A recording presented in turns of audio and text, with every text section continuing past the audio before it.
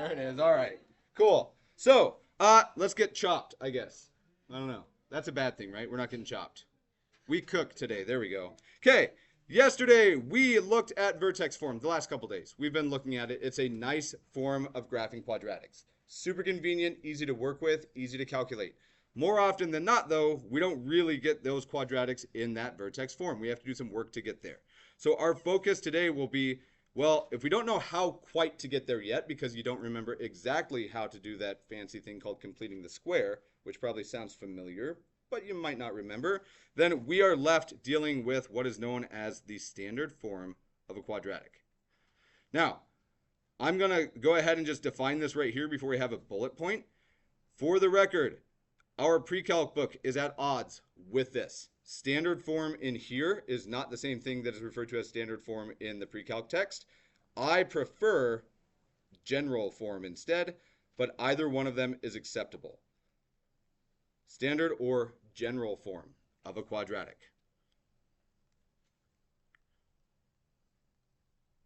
Okay, so right off the bat, we've already seen it. This form right here is really, really convenient because it tells me the what? What is H and K in this one? The vertex. There's a reason that this one might be called graphing form instead, and it's because it's super duper easy to graph from. In contrast with that, there's a lot of work to get into it, so we need this standard form. In the most general case, when we look at quadratics, they have a nice general or standard form. We will define our quadratics as y equals ax squared plus bx plus c. And we're going to practice a little bit of our fancy math notation real quick. I want you to read it. I'll write it in like regular words, but I want you to tell me what I'm writing here.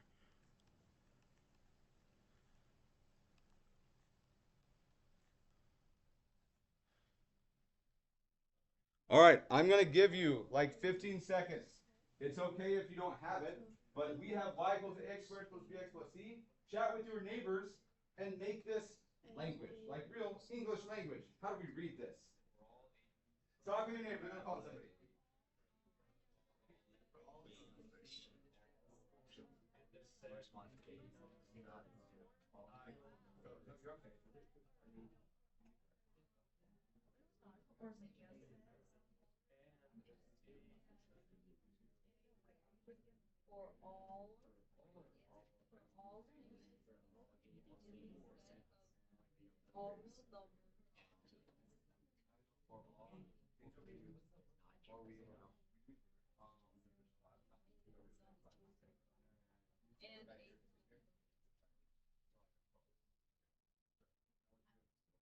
Okay.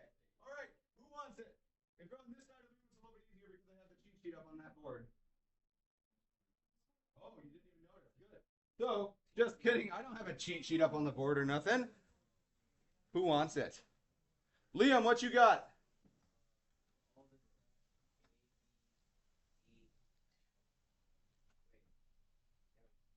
You're close. I like the for all. The upside down capital A, that's for all. For all A, B, and C that are real numbers, as long as A is not equal to 0. That's all that says. Now, this symbol means and we've seen that in geometry. We might not have used it in here. Why do I specify that A can't be 0?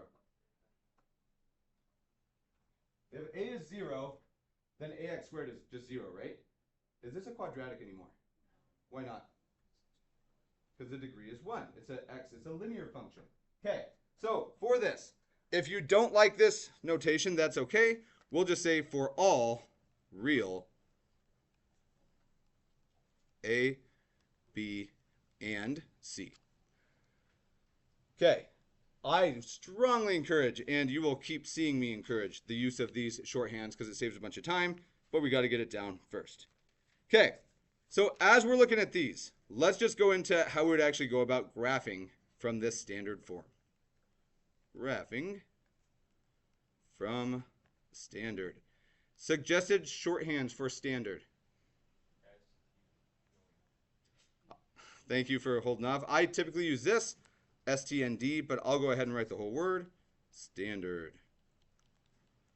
All right, now, whether we use y or we name this thing with a function notation, we can use the same equation, right? Okay, with this, instead of y, what do we regularly write? F of x. So we're going to make a big, super helpful statement. Given f of x as some quadratic written in this lovely ax squared plus bx plus c format. If we have this, is it super easy right at this point to identify where the vertex is? Michael says yes. Where's the vertex? Would you like to amend your answer possibly? B and C. So maybe it has something to do with these. Do we agree that in that form, it's easy to pick out? Yeah. I can see it. It's HK. There's no H, there's no K. It's a little bit harder to find. Now, that's okay.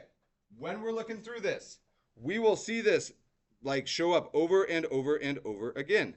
Let's, instead of deriving it right now, I'd rather get the practice. Here we go. If I write a point, and we're just going to do a little background real quick to build into this. If I tell you the following information, if I say f of 2 equals 3, did I give you an ordered pair just now? I didn't write it as some ordered pair, but there's an ordered pair hiding here. What x did I replace with in f of x? 2. I replaced the x with a 2, right? And when x is 2, what value of y did it spit out of me? So when we're looking at this, super important, this thing is really just the ordered pair, 2, 3. Everybody okay with that? Yeah. Now, we could write it as 2, 3, or if we want it to be much more general, do you guys agree that it's the same thing as saying f of 2, or sorry, 2, f of 2? 2, f of 2. When I do f of 2, it just gives me a y value, right? So this still does say 2 and some y value, but maybe we didn't calculate it yet. These three things are the same. Feels good, feels bad. So it does, and f of 2 just means what's a y value when x is 2?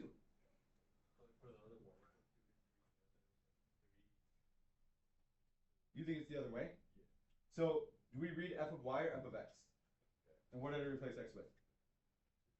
There it is. Like it's, you might have had it memorized or remembered backward, but that's purely just a backward memory. Okay. All right.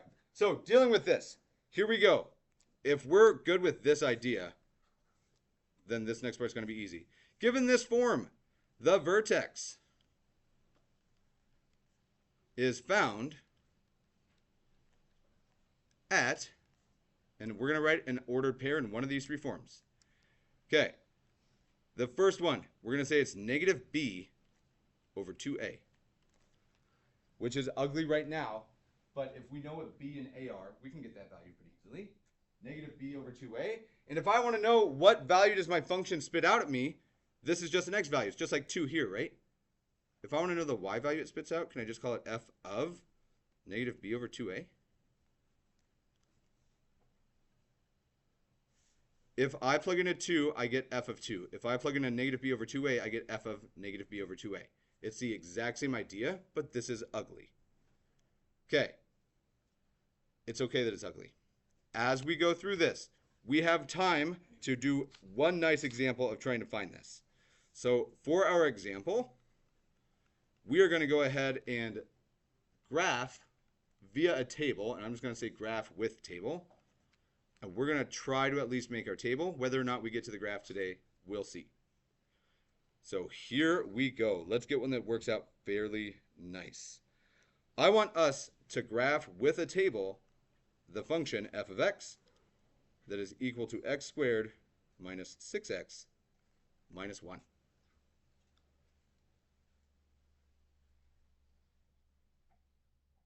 Okay, 3 parts, and we really only need 2, but I'm going to ask all 3 of them. First thing, I need values of a, b, and c. As we look at this, a is the number or the coefficient in front of x squared. What is that here? All right, can we all agree that a is 1?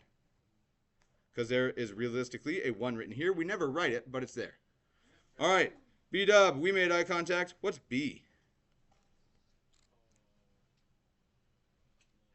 Why 1? Before everybody else whispers, which is nice that you're helping, but I have no idea what just fell, and I don't want to look because it sounded expensive. B is a number on x, right? Are you okay with that? What's the number on x here? 6 or negative 6? Negative 6. So what's B? There we go. Why'd you say 1? Just out of curiosity. Okay, thank you for your honesty. Nope, there's no 7 showing up here. What's C? Anybody? Negative 1. Now, we will see here pretty quickly that there is actually some pretty handy stuff that shows up out of just this C value. But right now, before we have to do anything too crazy, if we start building our table, X, and I'm going to have scratch work in the middle again because this is an uglier form. It's harder to do that mental math with. Normally, we write Y on this third one.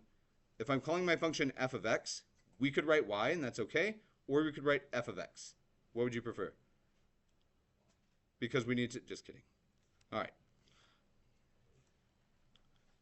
Anytime that I know the answer is going to be y, I treat it like it's a question, if you didn't catch that. Yeah, there it is. All right. So a little bit of scratch work off on the side. Can we evaluate real quick, and I'm going to call this step 1. What is negative b over 2a? What's b? Try again. What's b? So what's negative b? Positive 6. Negative 6 is all I just did. Over 2 times what's a? 1. Can we clean this up? It's 3. Now, yesterday when we started our tables, we put the vertex very first and we just use that mirror trick. We're going to do the same thing. As I look at this, what's the first value of x that I'm seemingly going to choose here? 3. We will pick up here either on a video tomorrow or hopefully I'm here realistically. But no homework tonight. If you're struggling with graphing, I would encourage do some more graphs. Come talk to me if you need help with them. But practice is the only way to get better at stuff. Cool. Thank you guys. Everybody have a wonderful day. And if I don't see you tomorrow, I will see you on Monday, so long as I get back on Sunday.